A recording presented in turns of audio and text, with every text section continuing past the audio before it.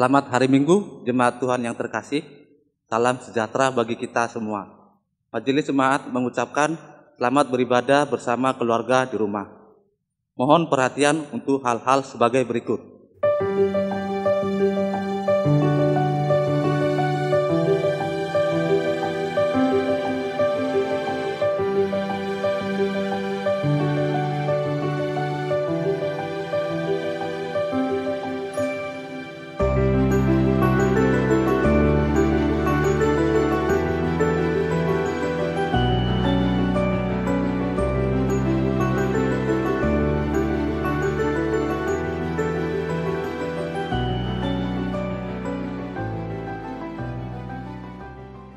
Ibadah online hari ini dilayani oleh Pendeta Yosias Nugroho Wijaya. Demikian warta baca hari ini. Warta selengkapnya dapat dibaca dalam e-warta GKI Serpong. Terima kasih.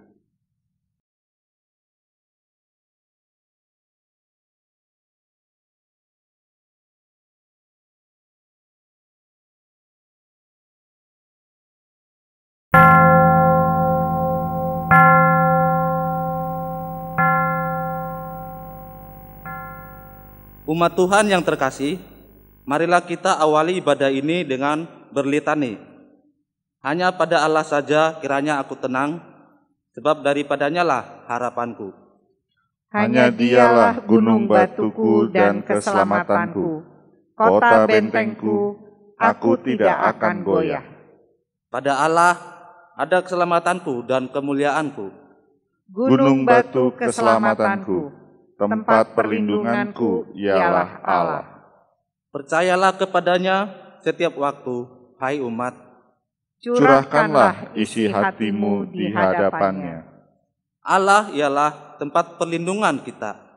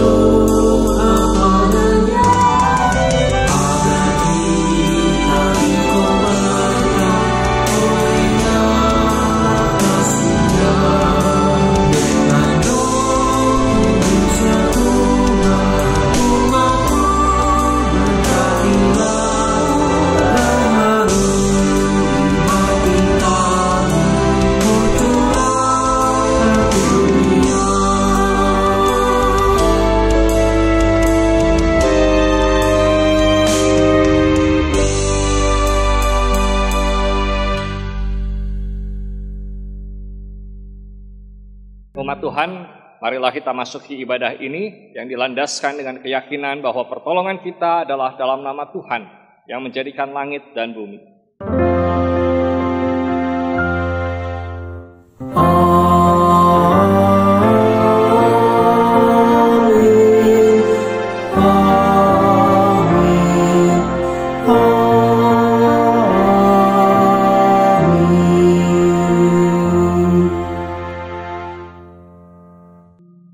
kasih karunia Allah Bapa, damai sejahtera Tuhan Yesus Kristus, dalam persekutuan dengan Roh Kudus, menyertai saudara sekalian.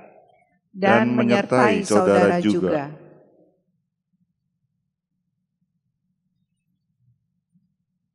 Mengawali ibadah hari ini, mari kita mendengarkan pembacaan Alkitab yang diambil dari Matius pasal 5 ayat yang ke-44 yang berbunyi, dengan syukur, marilah kita sambut tugas perutusan Tuhan menjadi pewarta kasih Allah sesuai dengan sabdanya. Tetapi aku berkata kepadamu, kasihilah musuhmu dan berdoalah bagi mereka yang menganiaya kamu.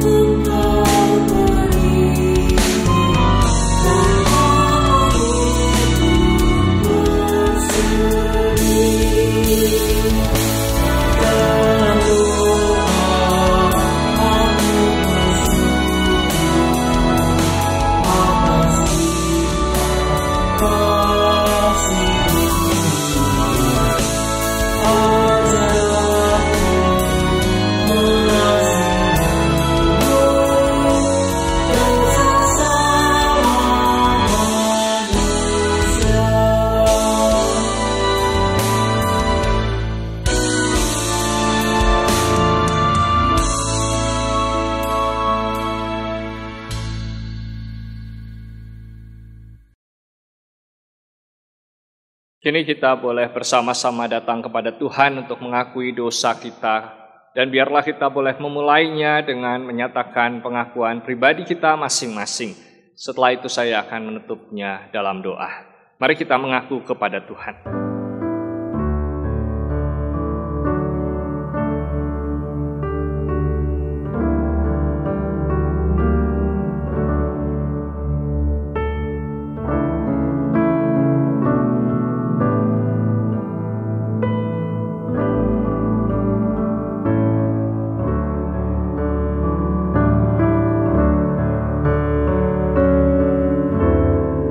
Ya Tuhan, terimalah pengakuan kami ini. Biarlah kami boleh terus-menerus melakukannya sebagai tanda pertobatan kami. Dan biarlah kami juga boleh hidup sesuai dengan kebenaran, agar apa yang kami jalankan di dalam dunia ini membangun ciptaan, dan ikut serta memelihara kehidupan. Terima kasih ya Tuhan, kami menyerahkan diri kami agar hari-hari selanjutnya boleh diwarnai oleh cinta kasih Allah dan mengasihi sesama dan Tuhan dengan segenap hati. Di dalam nama Tuhan Yesus Kristus, penebus dosa kami berdoa. Amin.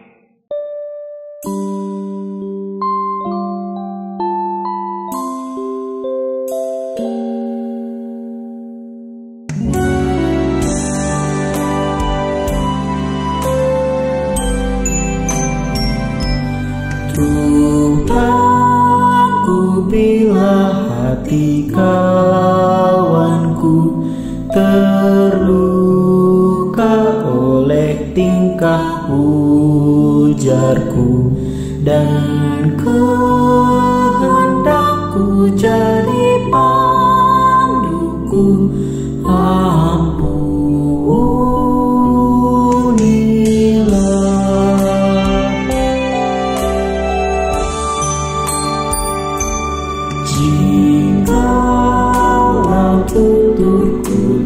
semena dan aku tolak orang berdosa, pikiran dan tubuhku tercela, ampunilah.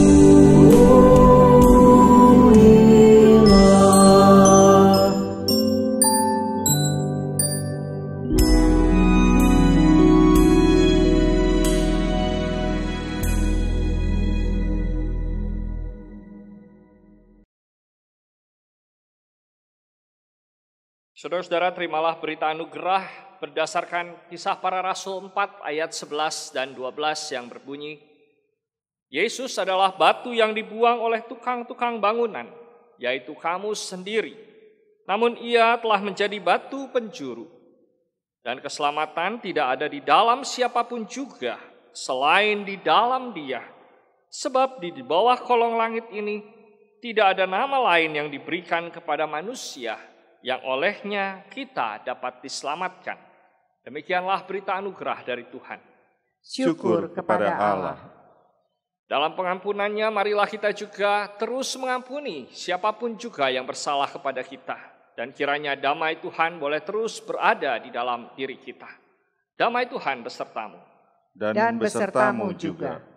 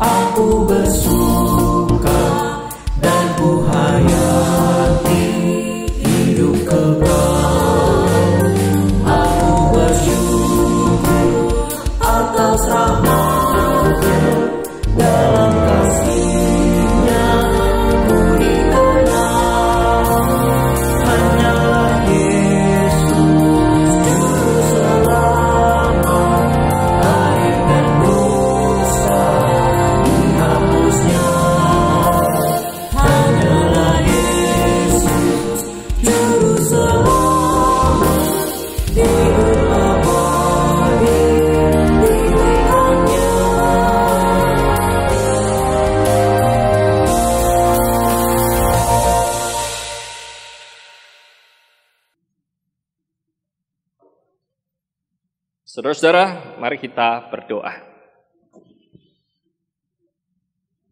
Bapa Surgawi, dalam kesempatan ini biarlah kami juga boleh disapa oleh suara-Mu, supaya hidup kami berlandaskan kebenaran. Kami menyerahkan diri kami dalam pimpinan Roh Kudus yang terus bekerja, yang memampukan kami mendengarkan suara Tuhan dan berhubungan dengan-Mu setiap saat. Dan biarlah melaluinya kami dapat mengerti apa yang ingin Tuhan sampaikan kepada kami. Kami menyerahkan diri kami dalam nama Tuhan Yesus Kristus. Amin. Saudara-saudara, pembacaan Alkitab pada hari ini diambil dari Matius pasal yang ke-13 ayat 24 sampai 30 dan ayat 36 sampai 43. Matius pasal yang ke-13 ayat 24 sampai 30 dan ayat 36 sampai 43. Beginilah yang ditulis di dalam Alkitab.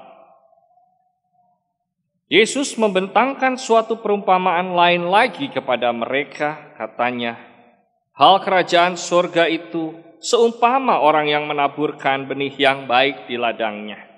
Tetapi pada waktu semua orang tidur, datanglah musuhnya, menaburkan benih lalang di antara gandum itu, lalu pergi. Ketika gandum itu tumbuh dan mulai berbulir, nampak jugalah lalang itu.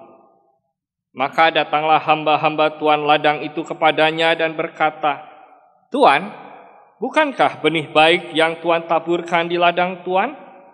Dari manakah lalang itu? Jawab tuan itu, seorang musuh yang melakukannya. Lalu berkatalah hamba-hamba itu kepadanya, jadi maukah Tuan supaya kami pergi mencabut lalang itu? Tetapi ia berkata, jangan, sebab mungkin gandum itu ikut tercabut pada waktu kamu mencabut lalang itu. Biarkanlah keduanya tumbuh bersama sampai waktu menuai. Pada waktu itu, aku akan berkata kepada para penuai, kumpulkanlah dahulu lalang itu dan ikatlah berberkas-berkas untuk dibakar. Kemudian kumpulkanlah gandum itu ke dalam lumbungku. Maka Yesus pun meninggalkan orang banyak itu lalu pulang. Murid-muridnya datang dan berkata kepadanya, jelaskanlah kepada kami perumpamaan tentang lalang di ladang itu.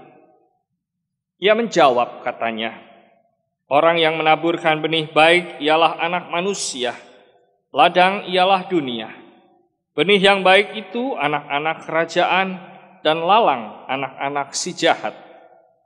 Musuh yang menaburkan benih lalang ialah iblis. Waktu menuai ialah akhir zaman, dan para penuai itu malaikat. Maka seperti lalang itu dikumpulkan dan dibakar dalam api, demikian juga pada akhir zaman. Anak manusia akan menyuruh malaikat-malaikatnya, dan mereka akan mengumpulkan segala sesuatu yang menyesatkan dan semua orang yang melakukan kejahatan dari dalam kerajaannya. Semuanya akan dicampakkan ke dalam dapur api. Di sanalah akan terdapat ratapan dan kertakan gigi. Pada waktu itulah orang-orang benar akan bercahaya seperti matahari dalam kerajaan mata Bapa mereka. Siapa bertelinga, hendaklah ia mendengar. Demikianlah pembacaan Alkitab. Yang berbahagia ialah setiap orang yang mendengarkan firman Tuhan dan yang memeliharanya. Haleluya, haleluya, haleluya.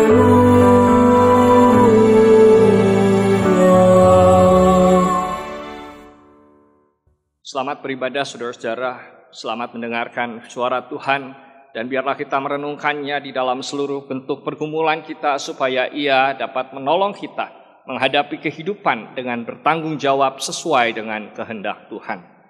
Dalam khotbah ini kita melihat sebuah gambaran yang ingin disampaikan oleh Tuhan Yesus melalui perumpamaan.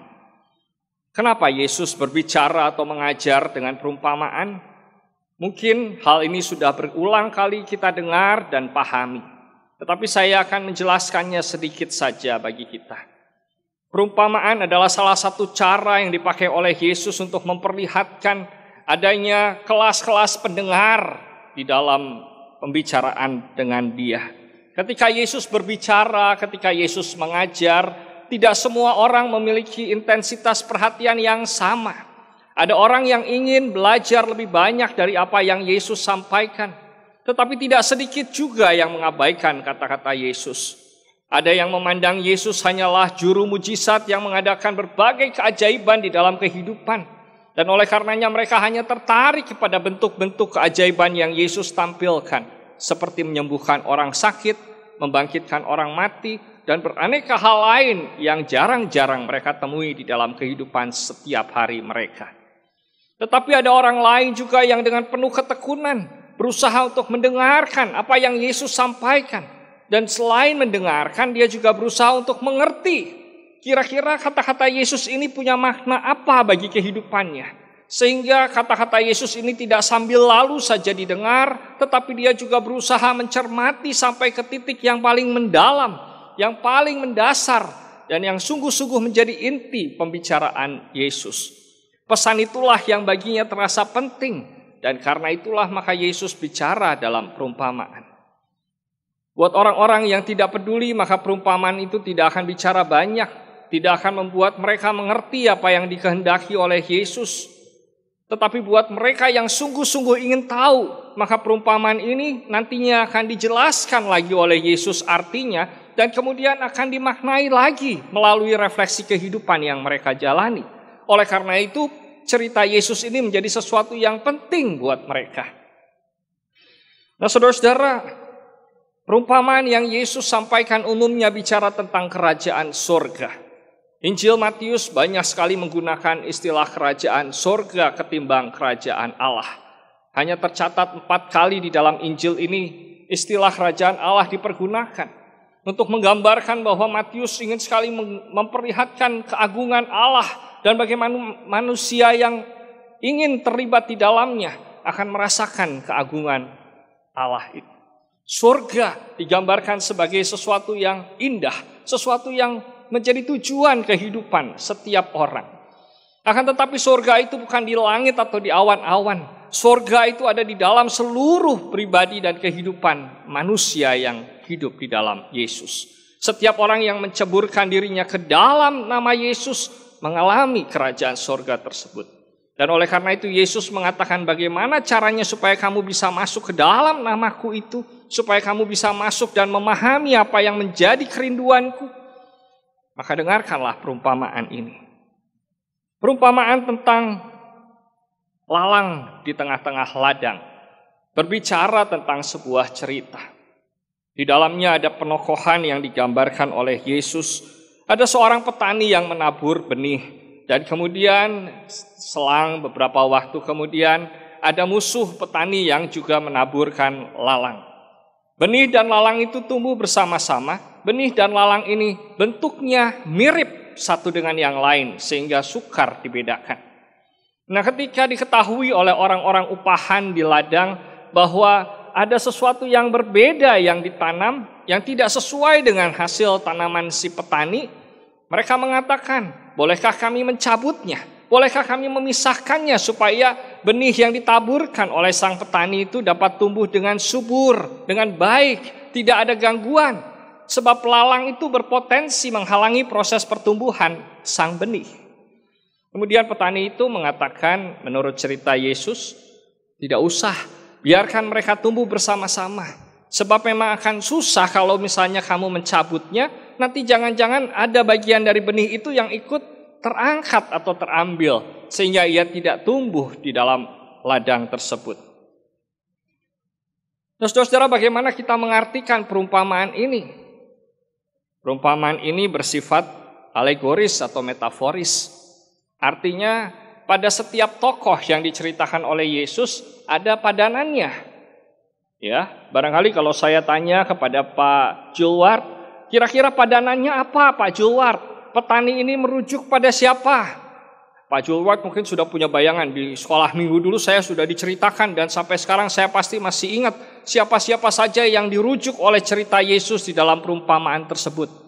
Kalau saudara-saudara saya tanya juga, Pak Esrom, kira-kira menurut Pak Esrom, perumpamaan ini bicara tentang apa? Orang-orang yang diceritakan oleh Yesus merujuk pada siapa? Pak Esrom boleh diskusi sama Ibu Dameria, boleh diskusi sama Oscar, Sakarias, bisa diskusi sama Osakaris. Ya, silahkan diskusikan. Kalau saya tanya lagi sama Pak Edi Tehuteru, kira-kira jawabannya apa Pak Edi? Pak Edi juga pasti tahu lah ya. Kan Pak Edi banyak cerita sama anak-anak. Mungkin dalam pertemuan dengan pasien Pak Edi yang anak-anak, cerita juga tentang perumpamaan Yesus yang satu ini. Nah, saudara-saudara yang lain di rumah juga boleh bercerita satu sama lain. Boleh saling tebak-tebakan. Kira-kira siapa yang dimaksud oleh Yesus di dalam cerita ini? Baik, saudara-saudara, kalau sudah tebak-tebakan, saya akan beritahukan jawabannya. Petani ini mengacu kepada anak manusia, yaitu Yesus. Yesus menyebarkan benih yang menceritakan tentang bagaimana Yesus mengajarkan nilai-nilai kebenaran Allah kepada manusia. Dengan harapan benih itu yang mewakili kehadiran manusia yang tinggal di ladang yang merupakan gambaran dunia ini dapat bertumbuh secara baik dan pada akhirnya mewakili sifat-sifat dan nilai-nilai kerajaan sorga yang membuat mereka layak ada di dalamnya. Jadi kalau Pak Julward sebagai benih yang baik, hidup dengan benar, hidup sesuai dengan apa yang ditanamkan atau diajarkan oleh Yesus, maka ia juga akan menjalankan atau merasakan kehidupan sorgawi tanpa harus tunggu dia meninggal terlebih dahulu.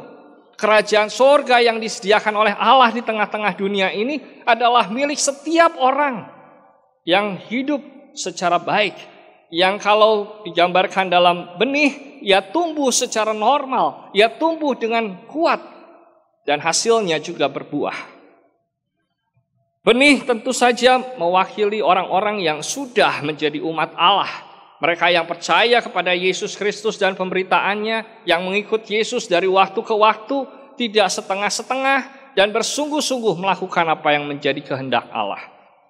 Lalang adalah gambaran dari orang-orang yang berpihak kepada iblis atau si jahat. Orang-orang yang mungkin sudah disapa oleh Tuhan, tetapi yang mengeraskan hati dan tetap mau memberlakukan keinginan sendiri demi kehendak iblis. Mereka mengikuti bujuk rayu iblis dan melakukan apa yang tidak berkenan kepada Allah. Musuh yang menaburkan lalang adalah iblis, sebab memang dia terus bekerja, terus mengintai kita, terus mengancam keberadaan si benih. Masa panen digambarkan sebagai kiamat atau akhir zaman, yang memang pada satu ketika nanti akan turun di tengah-tengah kita. Dan penuai adalah malaikat Tuhan yang menyatakan kapan orang akan mengalami penghakiman, kapan orang akan menerima bagiannya di dalam kehidupan bersama dengan Allah. Saudara-saudara, cerita di dalam perumpamaan ini menarik karena apa? Pak Julward? Halo Pak Julward? Cerita ini menarik karena Yesus mengatakan di dalam perumpamaan, si petani atau dirinya sendiri tidak membiarkan orang-orang upahan itu mengambil lalang dari tengah-tengah ladang. Itu artinya apa? Artinya tetap ada orang-orang yang tidak baik di tengah-tengah kerumunan. Ada orang-orang yang tidak baik di tengah-tengah komunitas. Dan kalau kita misalnya bicara tentang kehidupan gereja, di dalam gereja juga ada orang-orang yang dengan sungguh-sungguh mau mempraktekkan nilai-nilai kebaikan, tetapi tidak menutup kemungkinan juga ada orang-orang yang dengan keras hati berusaha mempengaruhi orang-orang lain agar hidup di jalur yang berbeda, jalur yang lebih disukai oleh iblis. Nah tentu saya mengajak kita juga untuk bercermin, melihat ke dalam diri kita masing-masing. Bukan untuk menentukan siapa di antara kita, saudara-saudara yang ada di dalam persekutuan umat Tuhan, yang termasuk dalam golongan lalang. Bukan. Tetapi ketika ada kelompok tersebut, ada orang-orang yang punya itikat dan intensi yang seperti itu. Ada orang-orang yang sifatnya merusak, tidak mau membangun, dan membiarkan umat Allah juga terpengaruh oleh kejahatan. Maka bagaimana sikap dari benih yang baik yang ditanam oleh sang petani? Bagaimana sikap kita seharusnya kita tunjukkan? Kenapa Yesus tidak mau menyingkirkan yang jahat? Bukan karena dia juga berpihak pada yang jahat, tetapi karena Yesus sebagai Tuhan ingin memperlihatkan bahwa dia bergaul dengan siapapun, baik orang-orang yang baik maupun orang-orang yang tidak baik. Kalau saudara lanjutkan pembacaan Matius pasal yang kelima, tadi di ayat pembuka saya bacakan ayat yang ke-44, di ayat yang ke-45 dan seterusnya, saudara bisa membaca bahwa Yesus mengatakan Allah berkenan mendampingi setiap orang, baik ataupun jahat. Allah menerbitkan matahari buat orang yang benar dan yang tidak benar. Allah memberikan hujan, Allah memberikan keadilan kepada siapapun. Dan itu berarti Allah tidak mengeliminasi kejahatan di tengah-tengah dunia. Allah membiarkan ia hidup bersama-sama. Supaya apa? Bukan supaya kita mudah dipengaruhi atau supaya kita tidak lancar jalannya, tetapi supaya di situ kita dilihat kesabarannya. Sejauh mana kita sabar mengikuti jalan Tuhan. Sejauh mana kita tetap mau bertekun dan bertahan di tengah-tengah gangguan yang ada di sekitar kita. Bayangkan kalau tidak ada gangguan, semua orang baik-baik, semua orang sejalan, semua orang satu arah. Nggak ada pertentangan, nggak ada orang kesel sama orang lain. Apa yang akan terjadi? Mungkin kita akan mengatakan, wah iman saya kuat, iman saya bertumbuh, karena saya tidak pernah marah sama orang lain. Tidak pada suami, tidak pada istri, tidak pada sesama anggota gereja, tidak pada orang di kantor, tidak pada orang di jalan. Pokoknya emosi saya aman terkendali. Saya nggak pernah marah, saya nggak pernah kesel, saya nggak pernah memfitnah, saya nggak pernah iri, saya nggak pernah yang jelek-jelek. Karena apa? Karena semuanya baik. Tetapi dengan kehadiran mereka-mereka yang tidak sejalan dengan kita, memberikan kepada kita kesempatan untuk membuktikan bahwa kita dapat bertahan di tengah-tengah gangguan, di tengah-tengah orang-orang yang memberikan pengaruh buruk terhadap kita. Oleh karena itu, saudara-saudara, kalau sekarang kita bicara tentang konteks yang kita hadapi, setiap orang mau tidak mau masih bicara tentang COVID, bukan? Di era seperti sekarang pembicaraannya mungkin masih berkisar pada jumlah penularan bertambah atau berkurang. Gereja boleh buka atau tidak boleh buka. Nanti gereja sudah ada yang mulai buka, kita mengomentari, kenapa dia buka? Dan yang masih tidak buka dikomentarin sama yang belum buka, kenapa nggak buka-buka? Nah, saudara-saudara, kira-kira tanggapannya seperti apa? Tapi sambil saudara-saudara memberi tanggapan dan berpikir, saya ingin mengatakan juga bahwa dalam situasi ini pandangan orang bisa terbagi minimal dalam dua kubu. Yang pertama-tama ada orang yang berusaha memelihara kehidupan. Orang-orang yang terus menjaga supaya penularan tidak berkembang semakin luas. Mereka pakai masker kemanapun mereka pergi. Bahkan mungkin ketika mereka ada di dalam mobil, maskernya tetap tertutup rapat-rapat. Padahal ada orang yang bilang, kalau di dalam mobil yang ber-AC, buka aja maskernya. Mereka yang mungkin tetap antusias tinggal di dalam rumah, entah karena di rumahnya banyak mainan, banyak hal yang bisa dikerjakan, atau hal-hal yang lain. Tetapi pada dasarnya dia berusaha agar kehidupan ini tetap terjaga. Dia mengisolasi diri ketika tahu dirinya terpapar COVID, entah statusnya OTG, ODP, apalagi PDP. Pada dasarnya mereka berusaha menjaga agar tetap memelihara kehidupan. Tapi ada juga orang-orang yang tidak peduli. Mereka mengancam kehidupan. Mereka keluar tanpa masker, mereka berkerumun, bergerombol dengan alasan kita kan makhluk sosial yang perlu tetap bersama-sama. Orang malas cuci tangan, malas mandi. Nah, saudara-saudara, perhatikanlah kontras yang ada ini. Nah, di dalamnya dua kelompok ini tetap ada. Nah, bagaimana sikap kita? Nah, kalau kita mendengar perumpamaan Yesus, supaya kehidupan surgawi tetap kita rasakan dan kita miliki, mari kita tetap berjuang memelihara kehidupan. Mari kita tetap berusaha jadi orang yang baik sekalipun di sekitar kita orang-orangnya jahat. Di sekitar kita pengaruhnya buruk. Jangan khawatir, jangan takut, dan tetaplah tabah bersama-sama dengan Tuhan yang memelihara kita. Sekian saudara-saudara. Kalau ada yang mau bertanya, silakan ajukan pertanyaan, tapi jangan sekarang. Renungkanlah terlebih dahulu firman Tuhan. Dan kalau saudara-saudara masih belum tahu, ada 5 pendeta di gereja ini yang siap untuk menjadi fasilitator saudara. Selamat hari Minggu, Tuhan memberkati kita semua. Amin.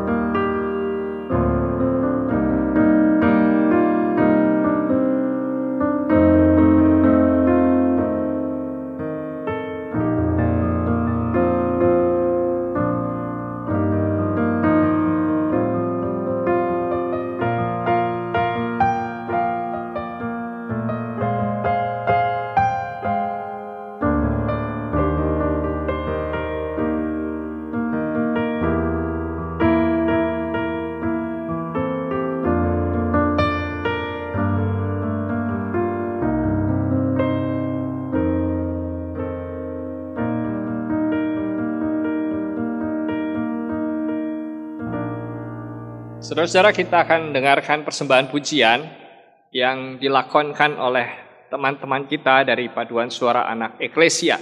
Mereka akan menyanyikan lagu Burung Pipit yang Kecil. Selamat mendengarkan.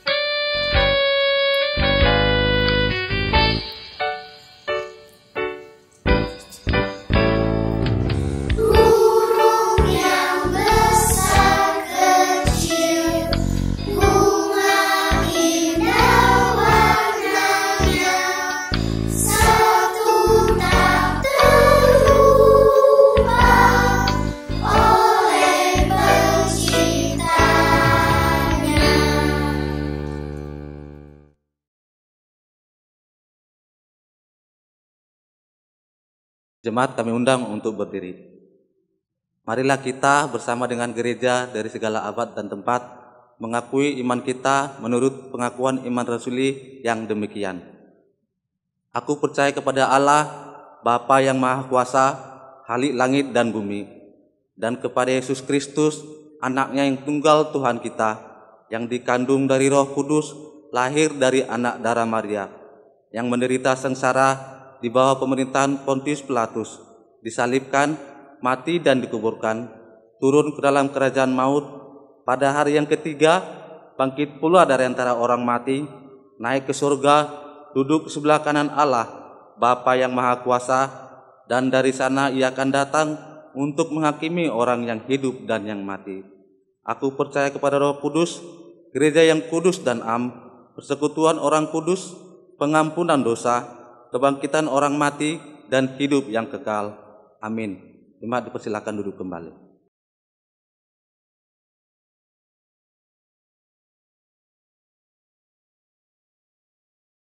Saudara-saudara, mari kita berdoa. Ya Tuhan, rahmat-Mu mengalir bagaikan arus samudera kehidupan yang tidak pernah berhenti di tengah-tengah kehidupan kami.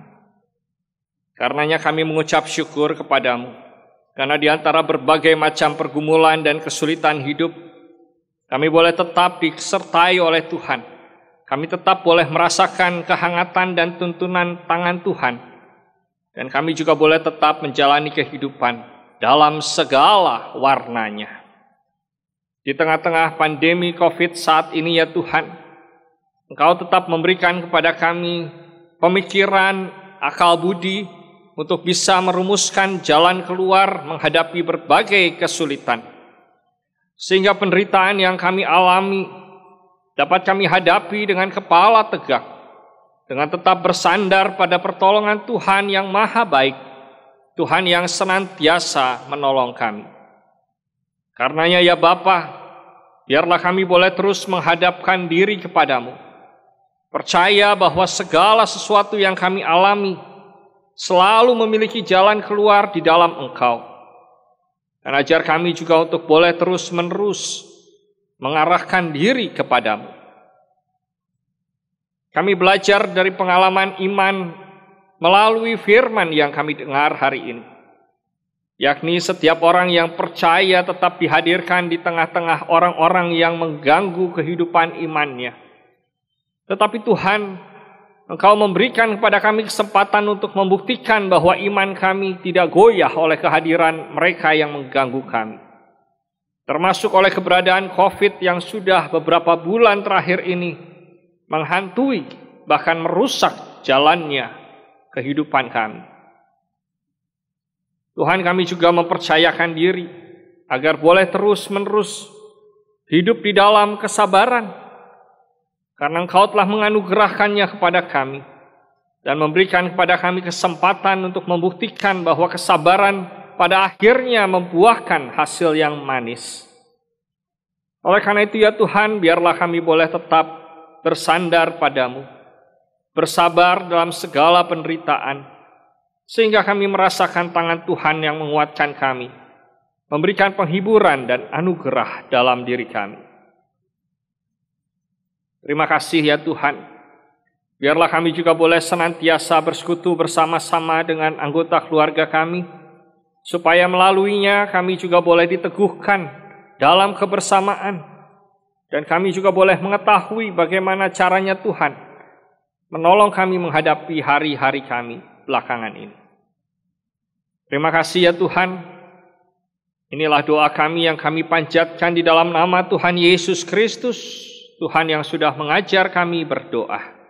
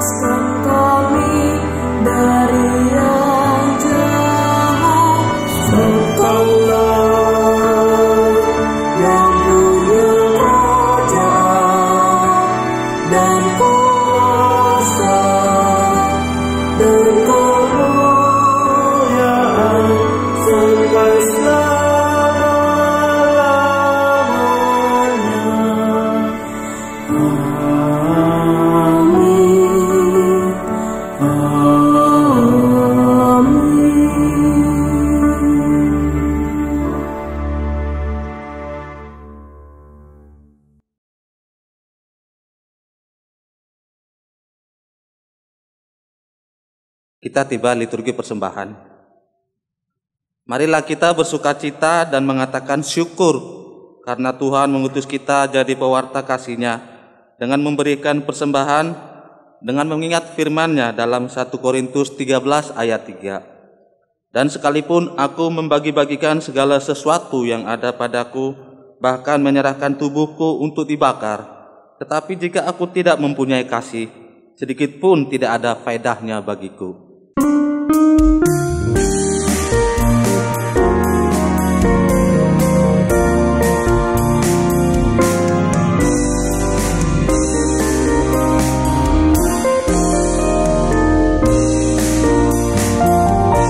Sekalipun diriku dapat berkata-kata dengan semua bahasa, bahasa manusia dan bahasa malaikat ataupun yang lainnya, tapi jika aku tak mempunyai kasih, aku serupa burung yang menggema dan sarang yang gemerincing.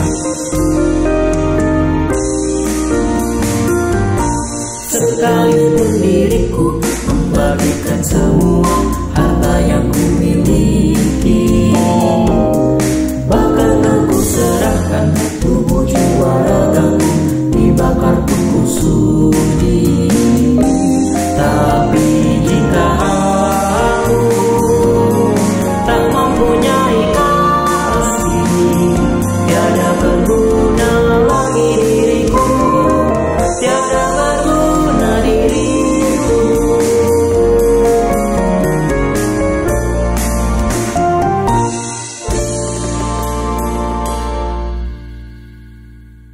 Jemaat kami undang berdiri. Mari kita doakan persembahan kita. Kami bersyukur dan berterima kasih kepada Tuhan kami Yesus Kristus yang telah memberkati, menyertai dan menuntun kami dalam kehidupan kami sehari-hari. Dalam ungkapan syukur kami, saat ini kami telah mengumpulkan persembahan melalui transfer ke nomor rekening yang sudah ditetapkan. Terima dan kuduskanlah persembahan ini agar boleh dipergunakan dalam rangka pelayanan gerejawi. Kami juga menyerahkan tangan-tangan yang akan mengelola persembahan ini agar mereka memiliki rasa takut akan Tuhan. Inilah doa permohonan kami yang kami alaskan dalam nama Tuhan Yesus Kristus. Amin.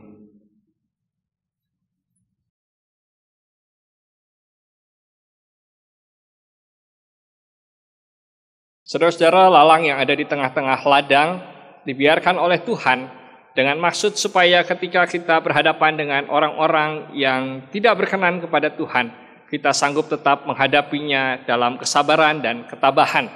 Karena itu, biarlah kita tetap kuat dan memperlihatkan kualitas kita sebagai orang-orang yang percaya untuk tetap melakukan apa yang berkenan kepada Tuhan. Marilah kita menjalani kehidupan kita dan menyatakan tekad kita melalui pujian NKB 211, pakailah waktu anugerah Tuhan.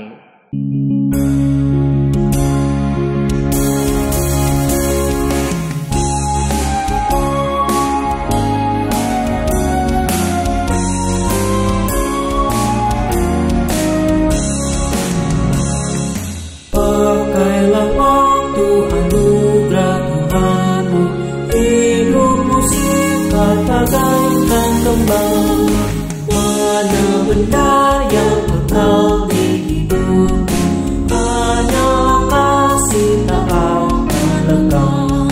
Tiada yang kekal di dalam dunia, segala yang indah pun akan lenyap. Namun kasih-Mu demi Tuhan Yesus sungguh bernilai dan tinggal tetap. Jangan janganlah sia-siakan waktumu, hibur dan tolonglah yang berkeluh. Biarlah lampumu terus bercahaya, muliakanlah Tuhan di hidupmu. Tiada yang bakal di dalam dunia, segala yang indah pun akan lenyap.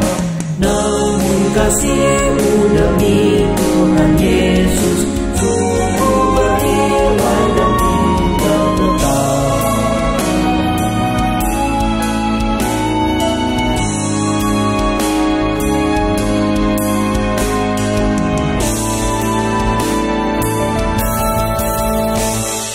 Karya jerih-Mu demi Tuhan Yesus tak dihargai benar olehnya.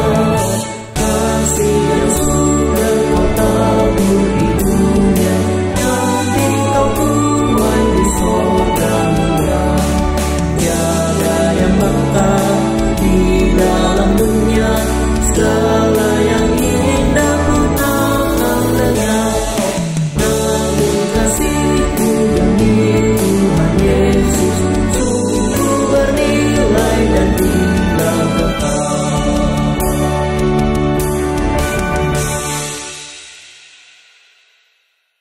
Saudara-saudara, arahkanlah hatimu kepada Tuhan.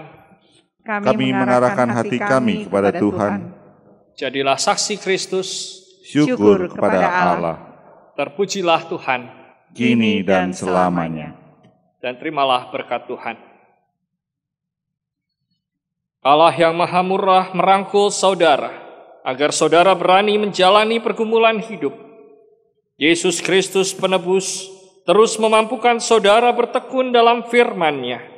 Dan Roh Kudus mengilhami saudara dengan hikmat, agar dapat menentukan sikap yang sejalan dengan kehendak Allah dari sekarang sampai selama-lamanya.